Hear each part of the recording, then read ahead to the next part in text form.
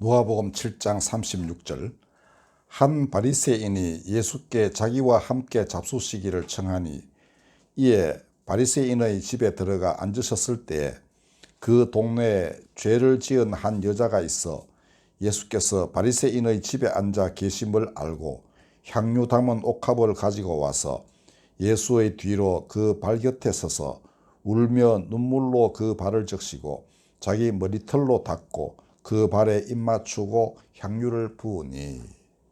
아멘. 이 복음서 4개에는 다 향유를 부은 여인의 이야기가 다 기록이 되어 있습니다. 그런데 복음서마다 내용이 조금씩 달라요. 이 누가복음에는 죄를 지은 한 여자라고 되어 있습니다. 그래서 오랫동안 교회는 이 여자가 막달라 마리아일 것이고, 그래서 막달라 마리아는 무슨 죄를 지었을까? 그래서 행실이 나쁜 창기다, 뭐 이런 주장을 천수백 년간 어느 교황이 그렇게 설교하는 바람에 믿어왔는데요.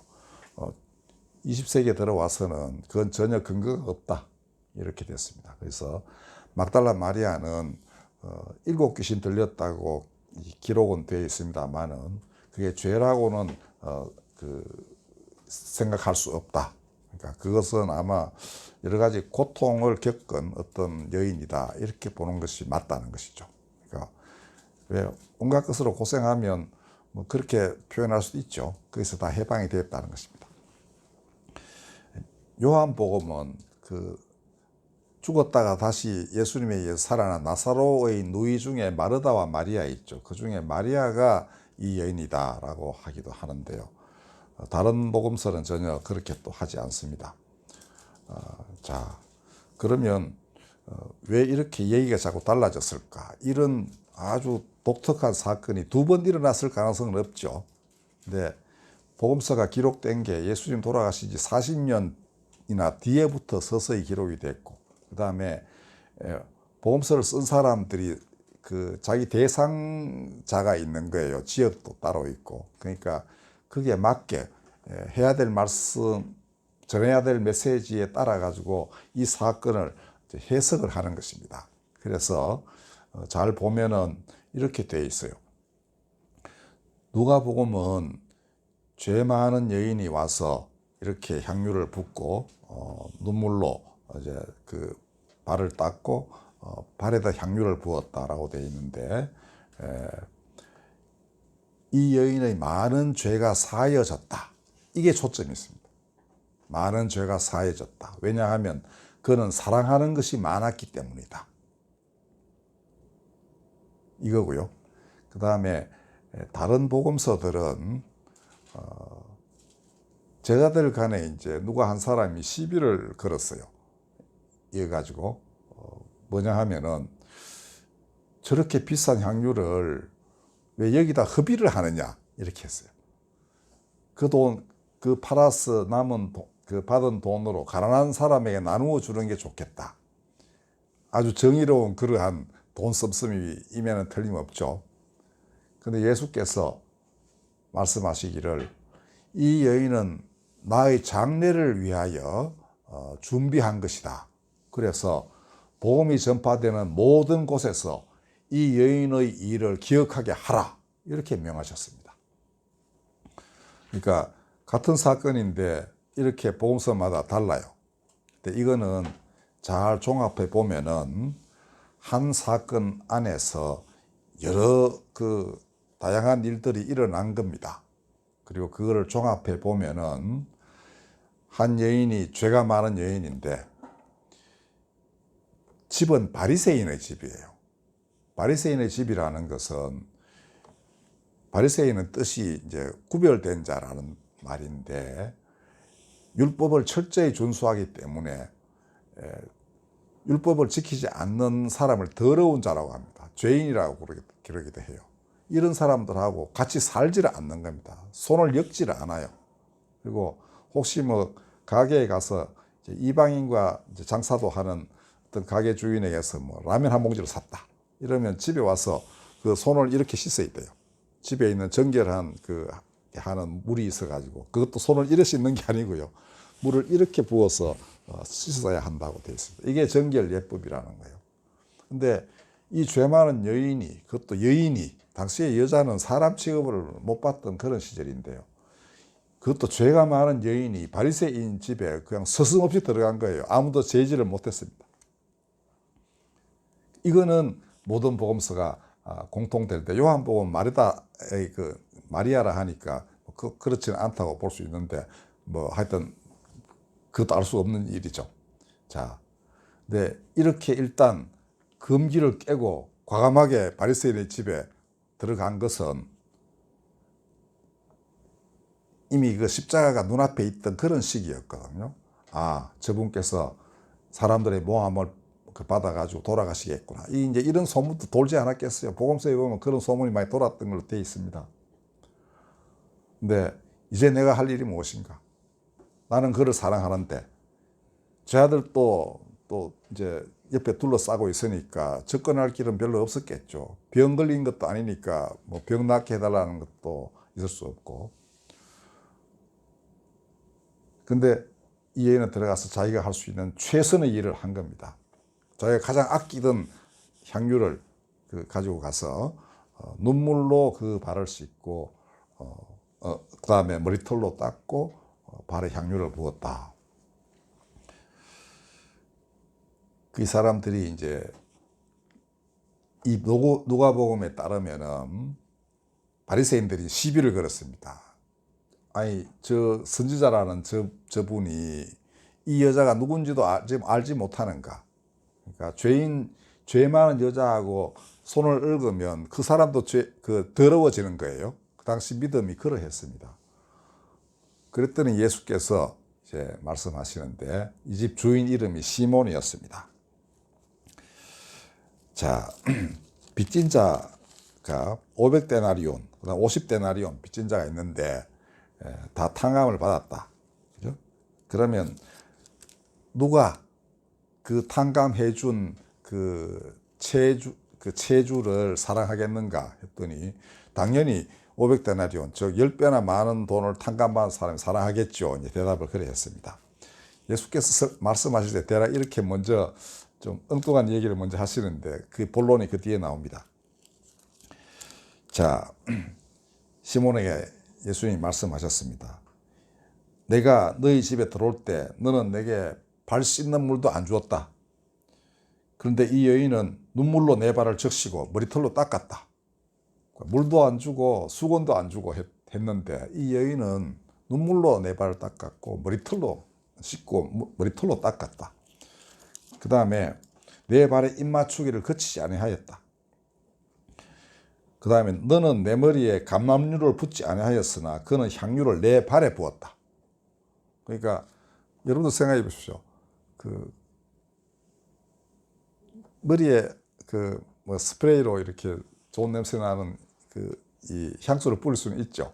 그건 누구나 다 이제 알 수 있는 그런 아주 이제 고귀한 손님 대접하는 형태인데 발에다 향유를 붓는 것은 사실은 그보다 훨씬 더, 그러니까 그 사람을 공경하는 거예요. 나는 감히 당신의 머리에 내 향유를 부어드릴 수 없습니다. 나는 당신의 발을 닦을 뿐입니다. 이렇게 겸허하게 여인은 예수님을 대했던 것입니다. 자, 그러므로 그의 많은 죄가 사하여졌다. 그의 사랑함이 많기 때문이다. 이렇게 예수께서 확실하게 판결을 내리셨습니다. 그는 사랑하는 것이 많았기 때문에 많이 죄를 용서받았다. 한마디로 말하면 그 여인은 용서를 받았다. 모든 것이 다 자유롭게 됐다. 이것을 확실하게 말씀하신 것이었습니다. 그리고 이렇게 마지막에 그 여인을 안심시키십니다. 사람들은 이 사람이 도대체 누구길래 죄도 사하는가라고 의구심을 가졌지만 여인은 이 말씀 하나에 완전히 확실하게 바뀌었을 겁니다. 내 믿음이 너를 구원하였으니 평안히 가라. 이렇게 했습니다. 너는 지금부터 죄 때문에 괴로워할 필요 없다. 평안히, 하나님의 평안이 너에게 임할 것이다. 이렇게 확실히 이야기했습니다. 이게 누가복음 얘기고요. 그 다음에 아마 같은 여인의 얘기일 텐데 다른 복음서에 보면은 아까 이야기 드린 대로 이거 팔아가지고 가난한 사람 나누어 주면 좋을 텐데 라는 정의로운 제자가 하나 있는데 아마 가룟 유다일 것이라고 추측을 합니다. 근데 그건 뭐 확실하지 않으니까 알 수 없습니다만은, 자, 그때 예수께서 뭐라고 하셨나? 마가복음 14장을 한번 보십시오. 예. 이게 이제 제일 간략하게, 다른 복음서에 비해서 아주 간략하게 돼 있고 제일 이제 그 순수한 형태라고 할 수 있는데요. 똑같이 베다니 나병 환자 시몬의 집에서 이렇게 되어 있습니다. 아마 시몬이 그 나병에 걸렸는지 이제 장소가 특정이 되어 있어요. 베다니는 그 마르다와 마리아가 살고 있던 동네이기도 해요. 예.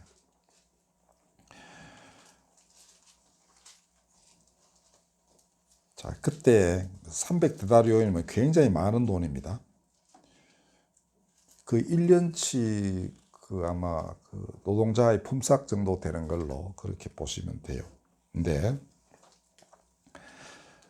예수님 뭐라고 그러셨나 하면, 가만두라. 너희가 어찌하여 그를 괴롭게 하느냐.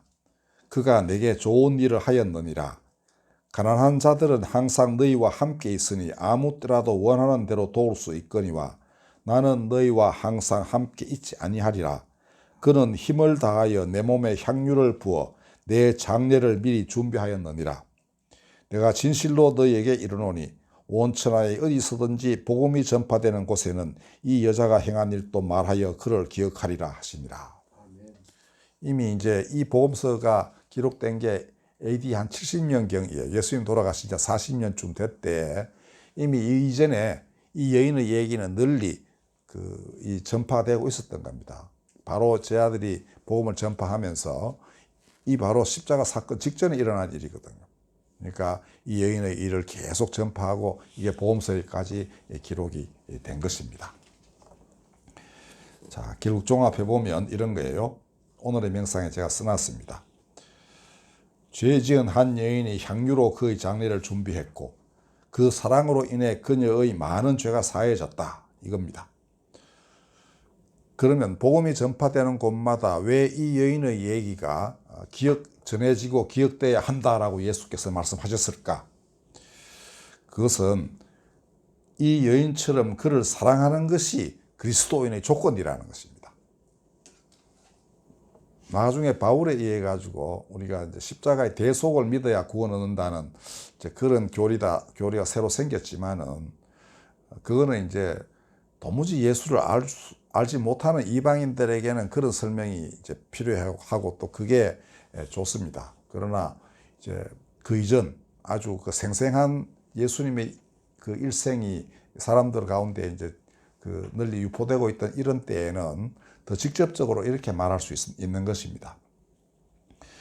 십자가에 달리신 그를 보라. 그가 어떤 삶을 살았고 어떻게 사람을 대하셨고 어떻게 고치셨으며 십자가에서 무슨 기도를 하셨고 그가 다시 그 부활하신 것은 하나님의 그 능력이 그 십자가의 길이 옳았다는 것을 증명하는 것 아니냐.